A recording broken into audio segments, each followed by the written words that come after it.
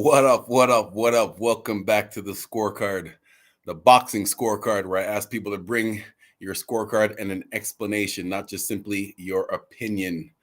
I am coming to you live from Sofia, Bulgaria. And Sofia, Bulgaria. You better make sure you pronounce it properly because the locals here will get you mad if you try to say Sofia. It's not Sofia, it's Sofia, Bulgaria. Beautiful country. I'm here. Thank you to Boxing Canada, here to support and help coach the women's senior team at the Bochum tournament. So a bunch of countries here. This week was just training camp. Next week, the tournament starts. The draw's tomorrow, actually, and then the tournament is the rest of the week after that. So next week, I'll let you know about the results. Expecting to come back to Canada with some medals. Now, let's get to the main event from last night. The trilogy between Saul Canelo Alvarez and Gennady Golovkin, Triple G. This was the third fight of their battles that they've had over the years. And it was not as competitive as I was hoping it would be. With that being said, everyone get your scorecards ready, please, because I got my scorecard ready, and I really need to know how people scored this fight, because I scored it a shutout for Canelo. There was a few close rounds, but I just straight up had it a shutout for Canelo. I really don't understand how the judges had it. One judge had it 116, 112, and then the two other judges had it 115 to 113. I really don't understand that. Zev, what up? What up, my man Zev? I'm gonna go through my scorecard and then I'm gonna get to all the comments in a second. Thank you for coming in, Zev. I had it 120 to 108. Like I said, I scored round 2 and round 9 were close rounds, but still not close enough for me to give it to Triple G. And to be honest, this fight reminded me of when Tyson Fury fought Klitschko. You know, Klitschko was 39 years old with gray hair. Nobody really talks about that, but this was the exact same situation. Triple G, borderline Hall of Famer, but definitely a great fighter, one of the best fighters of this generation. But at 40 years old, you know the old saying that they say in sports, especially in fighting, like the last thing to leave you is your power, which is very true. The last thing to leave you is your power. But when you're an athlete, the first thing to leave you is your reflexes and reaction time. It's not necessarily the speed, because when you go to make a move, like, you can still be fast, but it's how fast you can react to what your opponent is doing. That determines that's the reflexes and reaction time. And even though, as you get older, you still maintain your power, that reflexes and reaction time, that's one of the first thing that goes, which is the reason why most athletes have to retire in their mid to late 30s, right? Because that's the time that your reflexes and reaction time start to slow down. So Triple G came into this fight at 40 years old. Now, with that being said, just a little side note, let's not forget Mayweather was 36 years old when he schooled Canelo. The whole narrative, the whole world tries to make an excuse for Canelo, saying that, oh, he was too young, he wasn't ready yet, even though he was 22 years old. He was a professional for almost 10 years and had 40 professional fights against grown men. And Mayweather was 36 years old when he schooled him. So just a little side note there. Triple G. Yeah, man. He just couldn't pull the trigger. Let me go through my scorecard real quick. Even though I scored every round for Canelo, I was going to give you my quick notes. Round 1, Canelo applying a pressure, and Triple G was just really jabbing his way through that first round, and this is what it basically was for the whole fight. Second round, Canelo, same as the first, Triple G landing jabs, but just seems Canelo was more effective with his strategy. Both landed some big left hooks in that second round. The left hook that Triple G landed in that second round was probably one of the only significant punches. No, sorry, he did land something later on, But earlier on, that left hook that he landed was really the only thing that type of offense that he was doing besides his touch jab. It wasn't even a hard jab. He was just touching him. Third round, my notes, Triple G waiting too long. Canelo is gaining momentum. Fourth round, same as third. Triple G better pick. My notes was Triple G better pick up the pace or else it's going to be a long night. I said his reaction time is not there. That was my notes. Round 5. It's getting worse for Triple G. Landslide for Canelo. Triple G just looks too relaxed. Round 6. They say, this is what I said at the beginning. They say the last thing to leave is your power, but the first thing to leave is your reflexes and reaction time. It's pretty obvious that Triple G has lost it. Round 7. Triple G is not getting beat up. He wasn't like, his face was a little bit marked up, but you can't say like, at no point was he in danger of getting an 8 count from getting beat up. But he just looked bad. He just looked bad. Canelo doing his thing, looking comfortable. Round 8.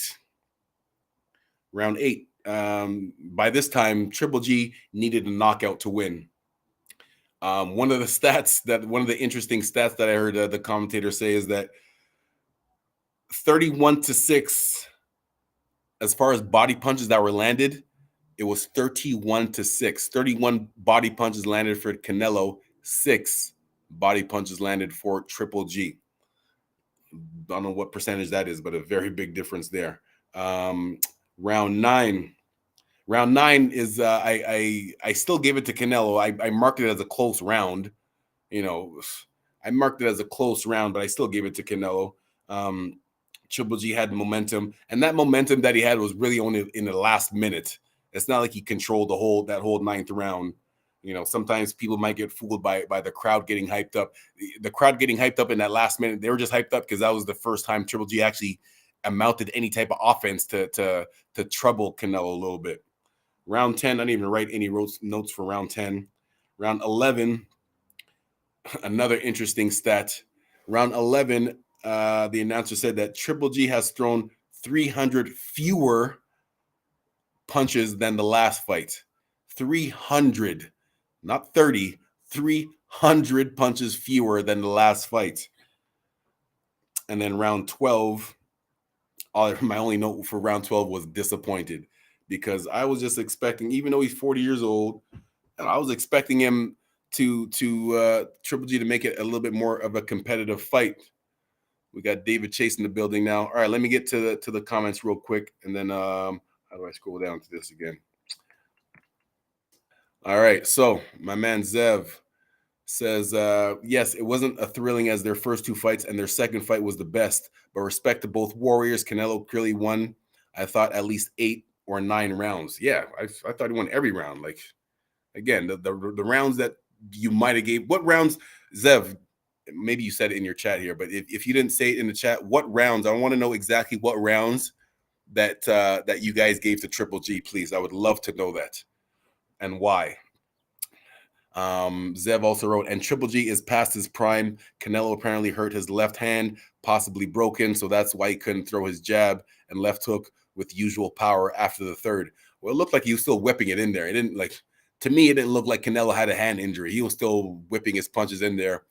And, if and I'm assuming Triple G still felt that power. That's one of the reasons why Triple G was hesitating to come forward and do his thing. Zev also wrote, the rivalry is over. Yeah, you're damn right, it's over. The trilogy has ended, and I think Canelo edges it officially, but unofficially too. In my opinion, Triple G has had a pretty stellar career if he wants to continue. If he wants to continue against lower level competition, but to fight the best, I don't know, you think Triple G could go against like Charlo or Benavidez or one of those guys right now? That would be a very big problem for him. Maybe a Charlo fight at middleweight for a payday. Listen, this is one thing. I'm going to get back to the comments in 1 second, okay? I don't like to accuse fighters of throwing fights. I really hesitate of doing that because, just stepping into the ring, it's a very dangerous sport. So you don't just step into the ring just to for no reason. So I don't like to accuse fighters of taking fights for just a paycheck. But this fight right here, judging by Triple G's reaction after the fight, it kind of looked like he was just satisfied with just making this big payday, because this was obviously the biggest payday of any other fight that he would have had right now against Canelo. And part of me, again, I don't like to accuse fighters of just taking a paycheck knowing that they're going to lose. Judging by Triple G's reaction after the fight, like, he didn't seem disappointed at all. Like, there was a point after the fight, someone, like, he was still in the ring, someone gave him a telephone. He's on the phone. Whoever he was talking to, he was smiling. He had a big smile on his face. I'm sitting there like, what are you smiling about? You just lost clearly. You weren't even competitive at all. What the hell are you smiling about right now? Anyway, so again, I don't like to accuse fighters of just taking fights for a paycheck, but man, I don't know. Zev, what else you got? 9-3 or 8-4 for Canelo. Hold on. Oh, she's coming fast here. 9-3 or 8-4 for Canelo was the right call. I think Triple G should do one more fight before call it quits. The championship round surprised me. It was Canelo was the one that was tired. You think so? Yeah, I don't know. Maybe it was a combination of Canelo being tired or Triple G just realizing that he needs to step it up now. My man David Chase, what up? I thought Golovkin best performance was the first fight. Yes, I believe that too. A fight which he won, in my opinion. Yep. That was the one that was a draw. Yep, I believe he won that one. This was absolutely his worst performance out of the 3 fights. Yes, it definitely was, which is the reason why I'm confused how the referees gave him 5 rounds. I mean, the officials gave him 5 rounds. What 5 rounds did they give him? Anyways, that I'm sure we can find out. If anybody has a minute, can you do a little bit of Google research and find out if you can find out what rounds did the officials actually give Triple G? Because I really don't understand which ones. Again, there was a couple of close rounds that I had. I think I had round 2 and round 9 as close rounds, but not enough to give Triple G the clear win. David Chase also wrote, he literally threw nothing behind the jab for his first 7 rounds and looked awfully slow. Yes, exactly. Coming back to the reflexes and reaction time, just not there anymore. He might still have the power, but yeah. Chris Peters, what up? Thank you for chiming in with your scorecard and your explanation. Chris Peters had it 116-112. 2 judges scored it 115-113, which means had Triple G won one more round, it would have been a draw. That is effing crazy. If Triple G would have won one more round, if they would have gave Triple G one more round, that fight would have been a draw. That is effing crazy, man. I love the sport of boxing, but these officials, man, these officials need to explain themselves sometimes. Like my show, The Scorecard, I tell people to bring your scorecard and explanation. These officials need to explain themselves when 90% of the crowd disagrees with them. You got all the comments coming in. She's coming in fast. Chris Peters also says, I'm a Triple G fan, but he came to survive the fight, and at 40 years old, it was understandably all he can do. Yeah, exactly. My man Graham, what up? In my opinion, the fight was set up to support Mexican Independence Weekend celebrations in Las Vegas. Triple G was never going to win. You're right. It was about the money. All right, I didn't even think about that. Yes, shout out to the Mexican Independence Weekend. Again, like I said, I don't like to accuse fighters of taking fights just for a fight, but this one really felt like it. It really felt like it. Like Triple G, he was even like out of breath at the end of the 4th, at the end of the 12th round. Like, it's not like he gave it his all. He didn't even give it his all. So I don't know. I was really disappointed. What up to Sports Culture Gaming? Thank you for chiming in. Looked at me like a guy who was 40. Oh, looked at me like a guy who was 40 and way past his prime, and a younger guy who was also past his best, but still had a little left in the tank. Yeah, that's the other thing too. Canelo, I don't know exactly how old Canelo is, but he's had like 60 fights by now. He's been fighting since he was 15 years old. So there's a lot of wear and tear on Canelo's body too. I don't think he has too much more fights in him. Canelo is definitely a first ballot Hall of Famer. So his spot in the Hall of Fame is already there. So I'm not sure how much more motivation Canelo has to keep fighting at the top level. Sports Culture Gaming also says Canelo looked terrible at about 5 rounds. Canelo looked terrible after about 5 rounds, and Triple G was just slow and scared to pull the trigger. I thought the scores were fair, to be honest. You thought the scores were fair? You thought 115 and 113 was fair? As far as Triple G being scared to pull the trigger, instead of using the word scared, I don't think a fighter is scared just to step into the ring. No one's scared just for the simple fact that you step into the ring, but it's more you're more I guess you could use the word scared, because it's like you're hesitating to throw, knowing that you don't have the reflexes to counter or to defend what's going to be coming back at you if something comes back at you with the speed. So that it's more of a hesitation thing, and the hesitation thing is what makes fighters not throw, because they're worried about defending themselves or worried about missing and getting countered. Sports Gaming Culture, Canelo jumped out to a big early lead and then gave up a bunch of rounds from 7 on. Fight lacked any real fireworks. Yes, but I put that on Triple G as far as the fight lacking fireworks.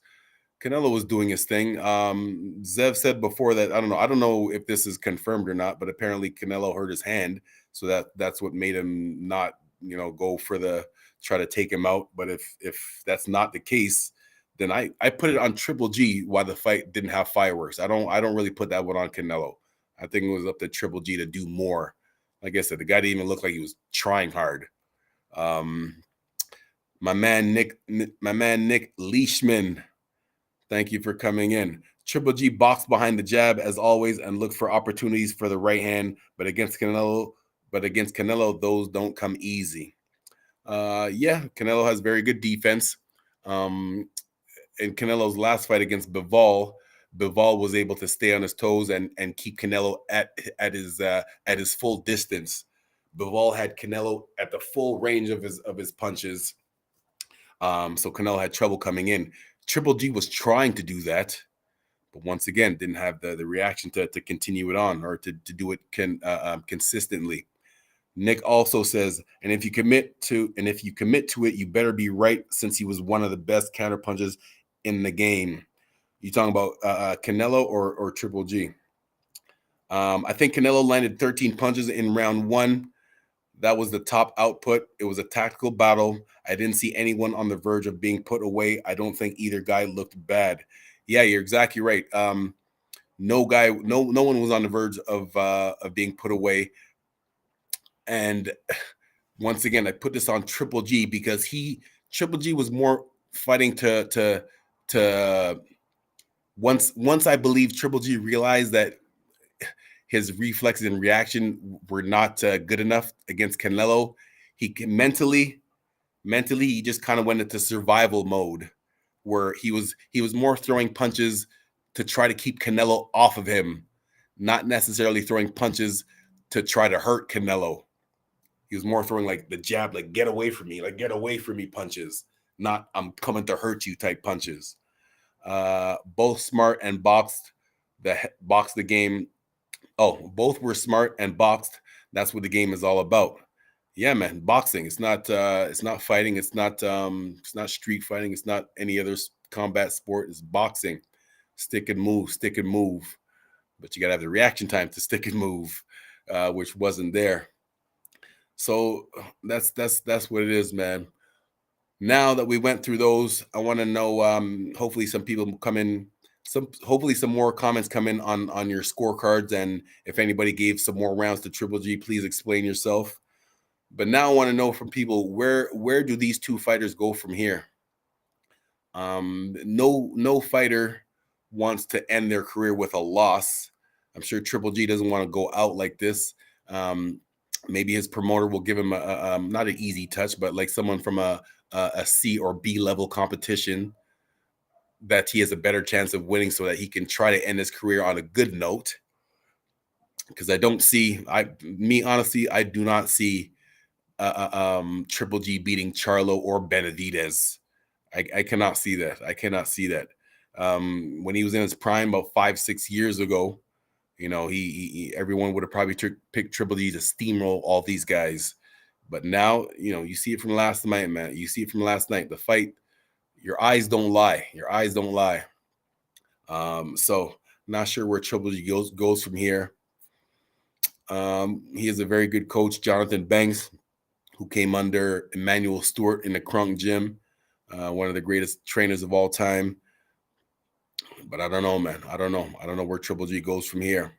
As far as Canelo, again, how old is Canelo? Canelo has to be in his mid 30s by now. Wait, when he fought Mayweather back in 2012, he was 22, so he's 32 now.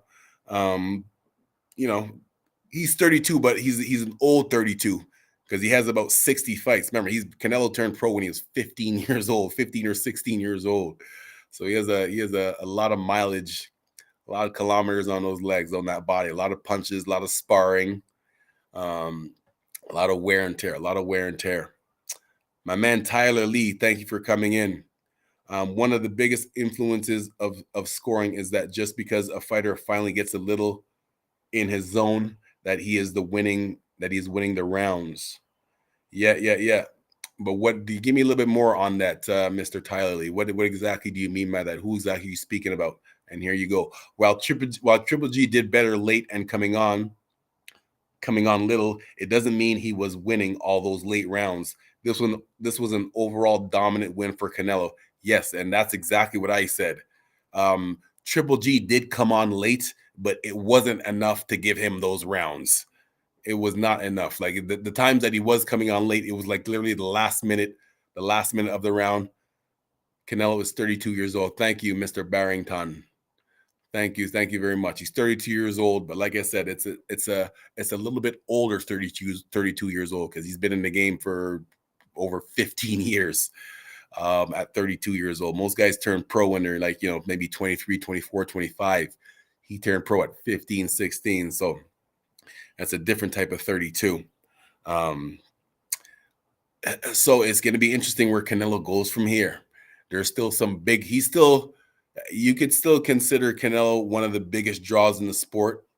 I did see quite a few empty seats in the arena last night. So if Canelo is going to continue, so it's not like, you know, everyone was saying Canelo is the number one draw in the sport as far as paper. Wow, that sun is really beaming down. I apologize for that.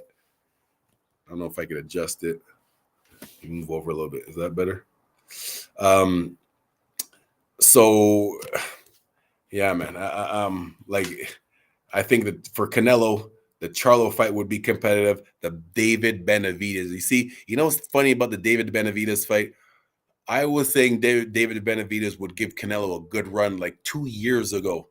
It's only now, and I can confirm this too, I have receipts from people that I've argued with 2 years ago about Benavidez being the one to give Canelo trouble.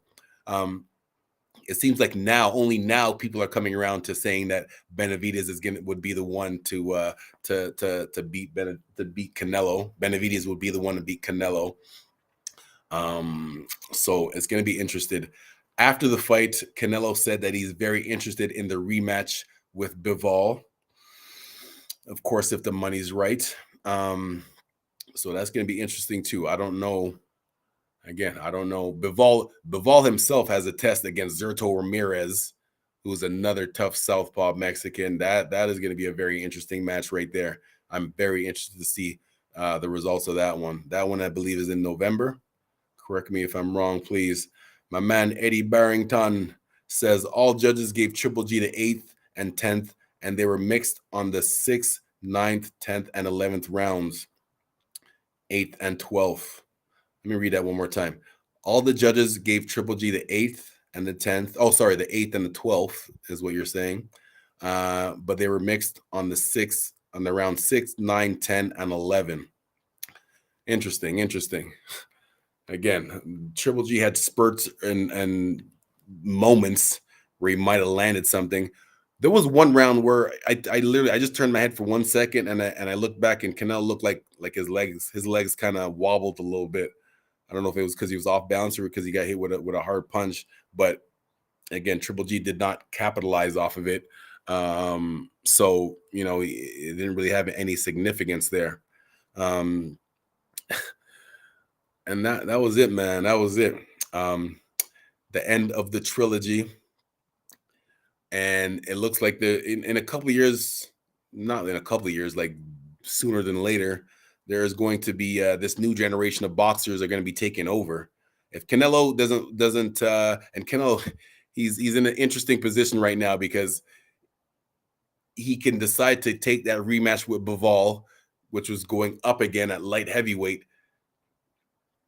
but that would be it after that. Can anybody out there see if he does? Let's just say Canelo beats Bivol in the rematch. Can any of you guys honestly say that Canelo would beat Beterbiev, the real number one guy at light heavyweight? And the interesting thing about Artur Beterbiev, and Bivol, because a lot of people are saying Bivol has better skills than Beterbiev. But a little side note that people might not know is in the amateurs, Bivol and Beterbiev, they're both from Russia. In the amateurs, the reason why Bivol never went to the Olympics is because Beterbiev was the number one guy.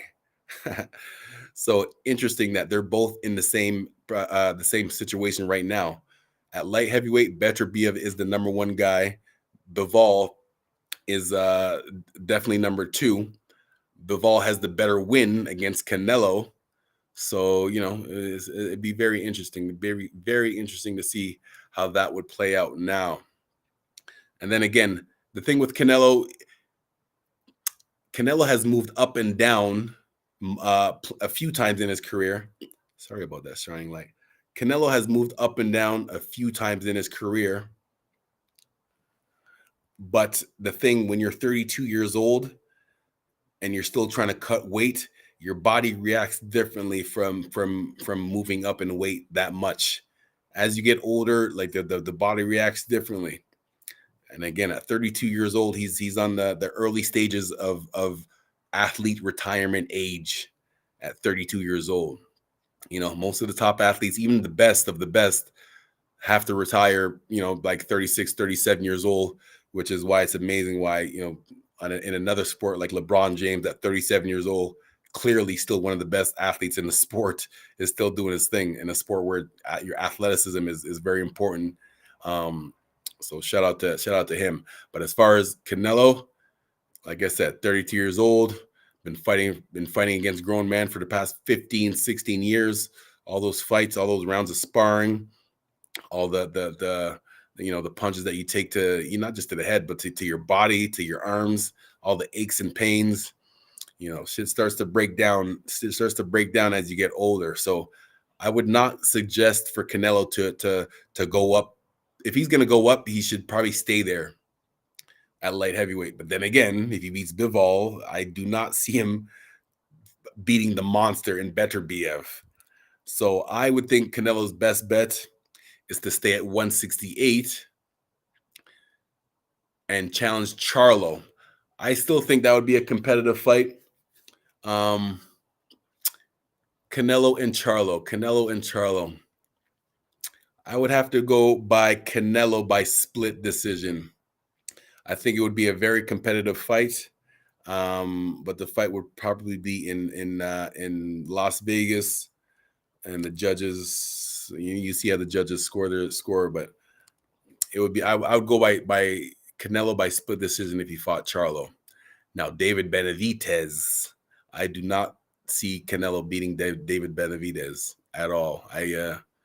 That would be a big show. Like, I honestly think David Benavidez would be a tougher fight for Canelo to win than Bivol, who's in the higher weight class, because Bivol is more of a boxer. Like Bivol just straight up outboxed Canelo. Bivol didn't really try to hurt Canelo, but he clearly outboxed him. But he did not hurt him. The difference with David Benavidez, I think Benavidez would actually come forward and try to hurt Canelo.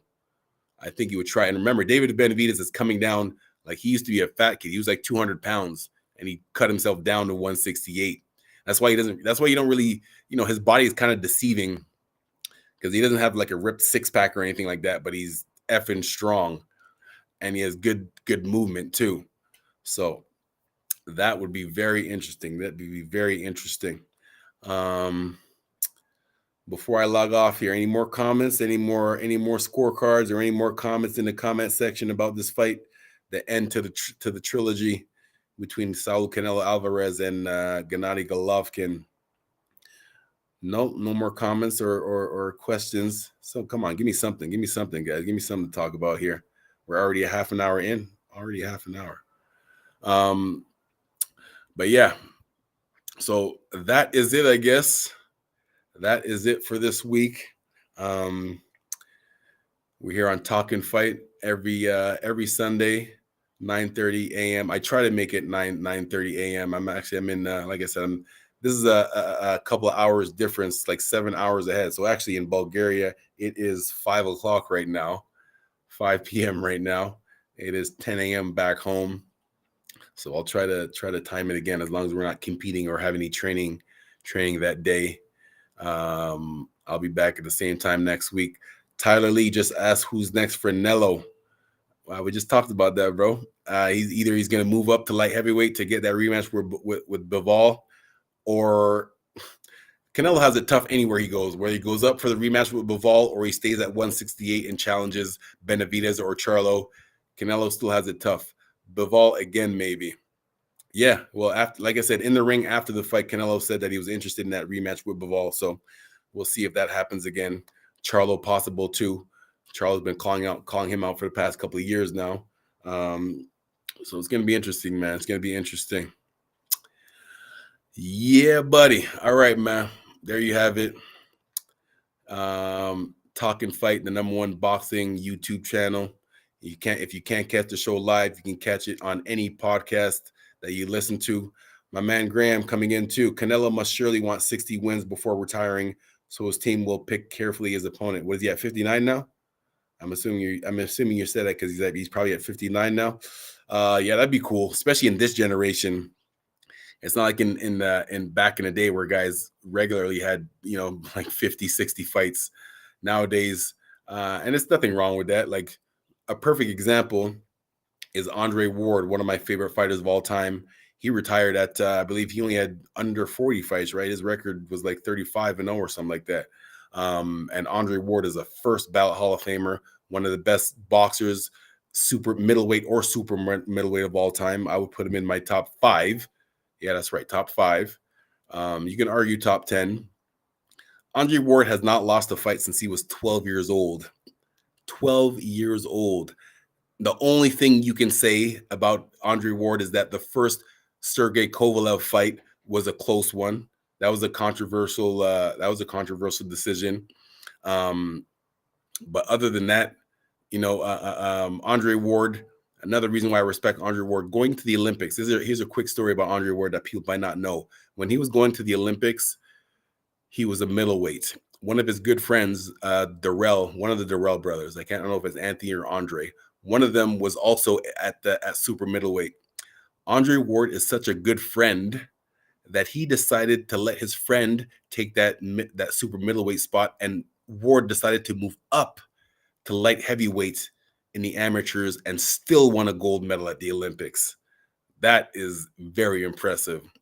He turned pro, cleaned out everyone in his division, moved up to super middleweight, cleaned out everyone in his division, and then moved up to light heavyweight and beat up the Crusher. And don't forget that either. You see, when Canelo fought Sergey Kovalev, he was already beat up and already washed up. When Andre Ward fought Canelo, when Andre Ward fought Sergey Kovalev, no one called it. He wasn't known as Sergey Kovalev. He was known as the Crusher. Remember, he had the word Crusher across his shorts because that's what he was doing to people. At the time, Kovalev was on everyone's pound for pound top 10 list at the time when Andre Ward fought him. That is why that win is very impressive. And don't forget, Andre Ward didn't have to take that rematch either. He chose to take that rematch. A couple more comments in here too. Canelo's record is 58 wins, 2 losses, and 2 draws. 58, 2-2. That is very impressive with 13 KOs. Graham is asking when you can do a live fight party. I don't know, man. I don't know. Depends. The people have to demand it. If anybody wants me to do a live fight party, you guys got to ask for it. I'm not just gonna do it.